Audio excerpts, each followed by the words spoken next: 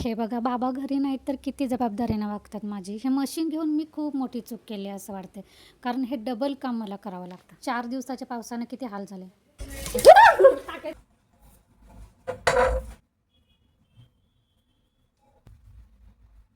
पिलू, बाबांचा फोन आला, अजून का उठाय नाही म्हणून. हे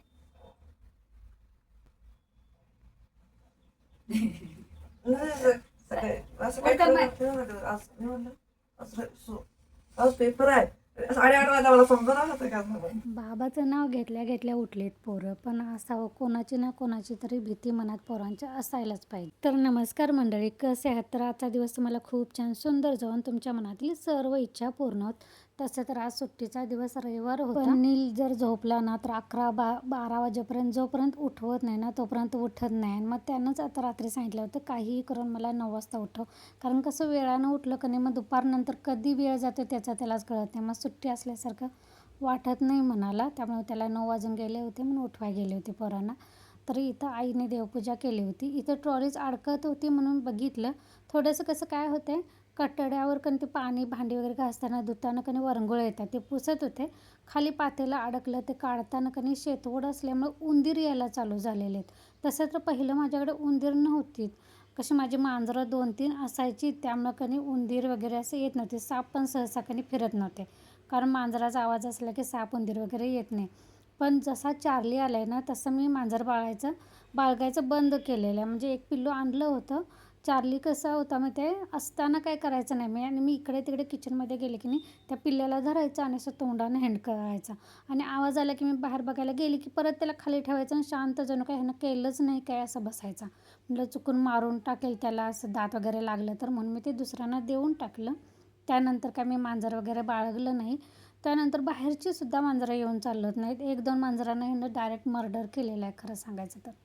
अशी फिरतेली कोणतरी आणून सोडणारे असे मोठे मोठे असतात की बोके वगैरे, असं दूध वगैरे प्यायला आली की घरात नुसतं दारात आवाज जरी आला ना तरी तर हा पाठी लागतोय. किती सोडवलं काही केलं ना तरी ऐकत नाही. पहिल्यातली माणसं असं म्हणायचीत की मांजराचं आणि कुत्र्याचं वैर आहे. ते फक्त ऐकून होते. पण चार्ली आल्यापासून ना अनुभव 2 वेळा मी घेतलेला आहे.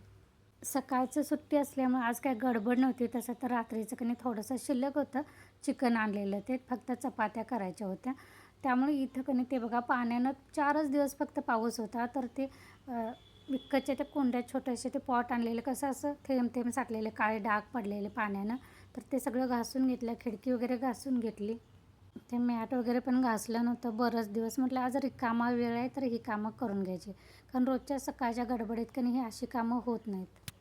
ते ग्रीन मॅट आहे ना ते पहिलं मी काय करायची घासायची धुवायची आणि असं गुंडळून मोठं एक होतं आणि ठेवायची.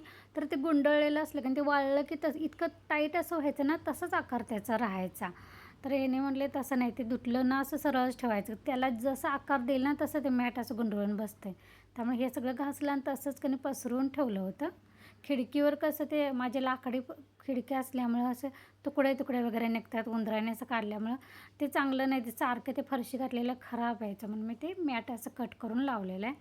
त्यानंतर इथं मला आज दुगडाच्या चपात्या करायच्या होत्या पोरांसाठी. बरेच दिवस केल्या नव्हत्या आणि आमच्याकडे कोल्हापूरच्या भागात म्हटलं तर पूर्ण जिल्ह्यात जेवढे तालुके आहेत ना त्या सगळ्यांना माहिती आहे की नाही मला नाही माहीत. पण भुदरगड आणि कागल जास्त करून आमच्या भुदरगडमध्ये अशा दुगडाच्या चपात्या करतात. माहीला मिरगी माही वगैरे असेल, उन्हाळ्यातली मोठी माही असेल ना त्यावेळी ह्या दुगडाच्या चपात्या केल्या जातात. जेणेकरून ह्या सकाळी जरी केल्या आणि ॲल्युमिनियमच्या डब्यात ठेवल्या तर संध्याकाळपर्यंत मऊच राहतात. ह्यासाठी तांदळाचं दुगड घालून चपात्या केल्या जातात. तर ह्या मी कशा केलेल्या आहेत ह्याचा शॉर्ट व्हिडिओ मी उद्या अपलोड करेन, तुम्ही नक्की बघा. तर चपातीचं पीठ मळून ठेवलं होतं गव्हाचं आणि तांदळाची इथं उकड काढलेले. फणसाचे गरे रात्री गावाकडून पाठवले होते. थोडंसं पुढं गेलेला फणस म्हणाले अण्णा, त्यामुळे थोडंसं एक खाऊन बघितला तुकडा. गोड जे खराब होतं ते टाकून दिलं होतं आणि चांगले की नाही ठेवले होते. पोरं दिवसभर सुट्टी आहे तर खाऊन टाकतील. तोपर्यंत इथं पोरं बघा तनुने सकाळी इथे हे फिश टँकचं कणी गढूळ एकदम पाणी झालेलं आहे. त्यामुळे कणी उठल्यानंतर ब्रश केल्या तो ह्या कामाला लागलेला आहे हे स्वच्छ करतो म्हणून. तर ते असावं थोडं उचल लगेच. तसं थांबत नाहीत, हळूहळू पटापटा उचलायला लागतात. माशासारखं चंचल काय नाही, फिरतिरले असतात ते. उचलतो काळा मोठा. एवढं गडूळ पाणी कसं काय झालं काय नाही. उचल टाकायचं लगेच लगेच काय सांगाल हे पाणी उडणार आहे मोठ्याला हाणत्यात लगेच टाकायचं असं तर बाया तिला बादली धरील का बादली तरी ते मासं काढायचं आहे बादली धर बाया टाकते लगेच लई मोठा झाला आहे देव का ह्या माशांना वरचे वर असं गडूळ पाणी झालं की टाकून द्यायला लागते पाणी काढायला लागते परत स्वच्छ दुसरं पाणी घालायला लागते त्यानंतर ह्यामध्ये टाकायचे लिक्विड आहेत मीठ आहे त्यानंतर ह्याला फिल्टर पण बसवलेलं आहे म्हणजे ते पाणी वर फिल्टरमध्ये जाते आणि स्वच्छ होऊन ना परत येते तरी पण इतकं गडूळ पाणी झालेलं आहे बघा मग हे मासे वगैरे काढायचे ते खालचं सगळं घासायला लागते ना नाही कोण म्हणतंय हे मासे घरात ठेवलेले चांगले असतात पॉझिटिव्ह व्हाइब्स देतात कोण म्हणतंय ठेवू नये आता नक्की काय माहीत खरं पटकन आता बघा मासा पळतो का तू हे करतेस बघ तो बिना हलत्याला एका जागी फक्त थांबतोय ना ते घाण काय ते कसं पळतंय इतर वेळी जागचा हलत नाही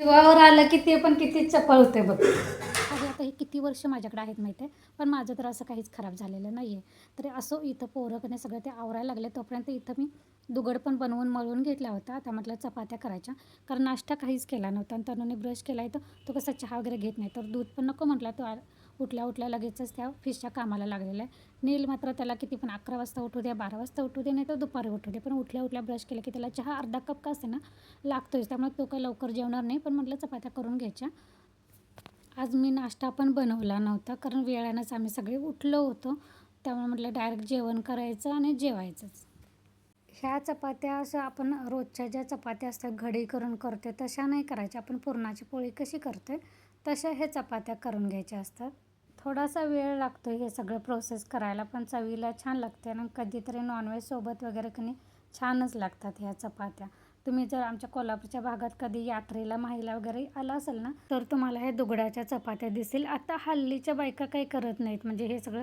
डबल ताप असते त्यामुळे कसं हल्ली आचारी बाहेरच्या असतात चपात्या करायला पण बाहेरच्या बायका बोलवतात पण अजूनही माझ्या सासरी तर अजूनही आम्ही घरीच करतो फक्त मटण सुकं रस्सा वगैरे आचारी करून जातात पण चपात्या वगैरे आम्ही घरच्याच बायका करतो त्यामुळे आम्ही अशा पद्धतीनंच करतो म्हणजे कसं सकाळपासून संध्याकाळपर्यंत ती माही चाललेली असते तर इथं बाहेर पाणी पण आलेलं पोरं तोपर्यंत ते काचेची पेटी वगैरे घासून धुवून वगैरे सगळं घ्यायला चालू केलं होतं त्याने ते सगळं धुवून आणून ठेवून परत पाणी बदलून त्यात लिक्विड मीठ सगळं मासे वगैरे टाकून अगदी व्यवस्थित केलं होतं बाबा नाही तर अजिबात त्याने असं काम अडवलं नव्हतं एकदम जबाबदारीनं सगळं त्यांचं चाललं होतं तर इथं 12 वाजून गेले होते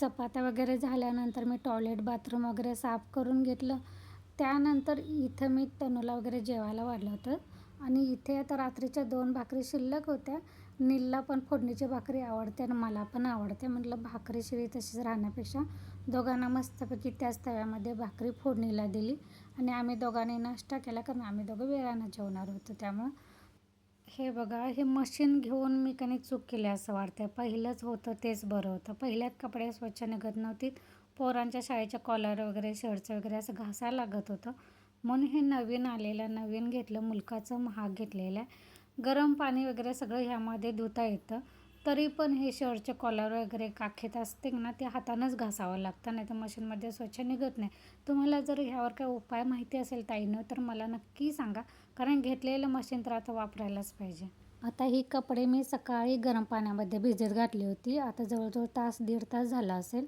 आता परत एक म्हणजे सकाळी पाणी आलं होतं ते लगेच 10 मिनिटात गेले त्यामुळे परत आलेलं आहे तर आता मशीन लावून घेणार पण आता हे घासणार हाताने आणि मग लावणार काय करू हे मला समजेना झाले पाणी मगाशी चपात्या करतानाच आलं तर 10 मिनिट आलं प्यायचं पाणी भरलं तोपर्यंत गेलं त्यानंतर आता परत आलेलं त्यामुळे म्हटलं ते कपडे मशीनला लावून घ्यायची भिजत ठेवली होती मी गरम पाण्यात चला ह्यासोबत आजचा ब्लॉग पण मी इथंच बंद करते आवडलं तर एक लाईक नक्की करा